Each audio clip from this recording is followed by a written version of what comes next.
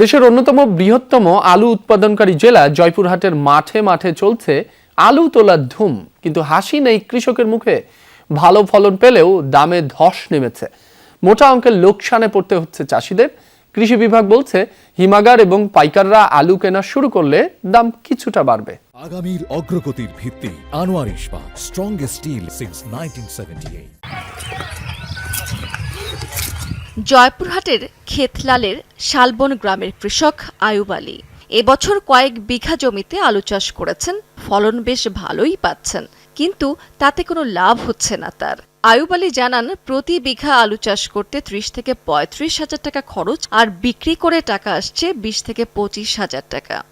এই 2.5 বিঘা আলুতে আমার বর্তমান শতককে আমার 2 মণ করে 2 থেকে 2.5 মণ আলু হচ্ছে, 3 মণ পর্যন্ত হচ্ছে। তো আলুর বাজারের যে পরিস্থিতি, এই বাজারে যদি আমরা আলু বিক্রি করি তাহলে আমাদের বর্তমান তবিল তো নাই সব হারে চলে যাচ্ছে। কিষাণ প্যাড সব দেওয়ার পর আমাদের আর কিছু থাকতেছে না।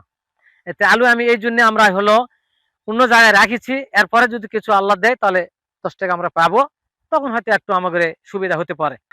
আয়ুব আলীর মতো অনেক কৃষকই বলছেন, এবছর আলুতে বিঘা প্রতি 10 থেকে 15 হাজার টাকা লোকসান গুনতে হচ্ছে তাদের। যদি রফতানি করা যেত তাহলে বাজার মূল্য অনেকটাই বাড়তো।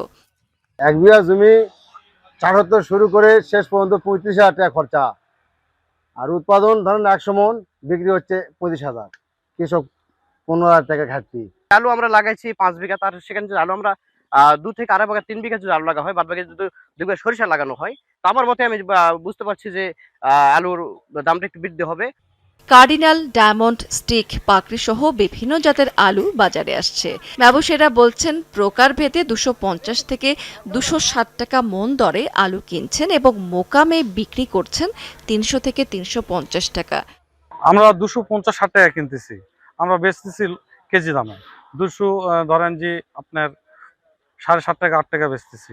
বাইরে এক্সপোর্ট না হওয়ার জন্য আলুর দাম কম, অতিরিক্ত ফলন এই কারণে। কৃষি বিভাগ বলছে, প্রতি বিঘাতে 80 থেকে 100 মণের বেশি ফলন হচ্ছে তাদের, তবে দাম কিছুটা কম। আমাদের আশেপাশে বগুড়া এবং রংপুরেও প্রায় শতাধিক কোল্ড স্টোর রয়েছে। এই কোল্ড স্টোরগুলো এখনো আলু সংগ্রহ শুরু করেনি। সেই সাথে আমাদের যে বিভিন্ন কোম্পানি আছে, এই কোম্পানিগুলোও এখনো আলু সংগ্রহ শুরু করেনি।